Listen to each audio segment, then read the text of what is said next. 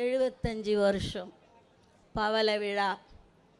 கடமை, கண்ணியம், கட்டுப்பாடு, தமிழினம், மக்களினம், சமுதாயம், தமிழ் மொழி. ஒன்றுமே வழங்காது சொன்னதுக்கே. எத்தனை டாபிக் சொன்னாங்களோ அது அவங்களுக்கே வழங்காது.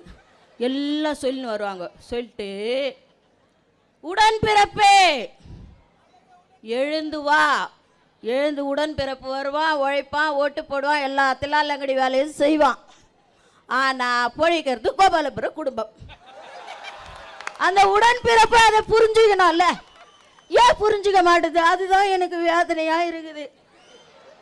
நான் இந்த அப்பா இருக்கிறாரு, அப்பா சொன்ன கூட தப்புன்னு சொல்லுவாரோ? அப்பா ஒன்றும் தப்பான வார்த்தை இல்லையே. இல்லை இல்லை, அப்பா அப்பா எங்கள் அண்ணன் சொல்கிறத கொஞ்சம் கேளுங்கப்பா. அப்பா எங்கள் அண்ணன் சொல்கிறத கேளுங்கப்பா. நீங்கள் கரெக்டாக இருந்தீங்கன்னா எங்கள் அண்ணன் ஏன்பா வர போகிறாரு? நீங்கள் எதுவும் செய்யா தொட்டு தானப்பா எங்கள் அண்ணன் வந்து இதை ஏன் செய்யலைன்னு தான் கேட்குறாரு. உங்களை தப்பாக ஒன்றும் கேட்கல, ஏன் செய்யலை, இதை செய்யுங்க. நீங்கள் உங்கள் வேலையை செஞ்சால் நாங்கள் எங்கள் வேலையை பார்த்துன்னு போயின்னே இருப்போம். செய்யா தொட்டு கேட்குறாரு. அதை ஏன் நீங்கள் தப்பாகவே புரிஞ்சுக்கிறீங்க? எஸ்ஆர் மட்டும் அப்படியே ஜுடு ஜுடு ஜுடு ஜுடு அப்படியே சூடு கண்டு போன மாதிரி ஓடி போய் நிற்கிறீங்க. இதெல்லாம் ஏன் உங்களுக்கு புரியல? புரிஞ்சு தானே ஆகணும். நான் என்ன சொல்கிறேன், என்ன வேணா குழப்பட்டோம். மக்கள் மாற்றத்தை எதிர்பார்த்து காத்திருக்கிறார்கள்.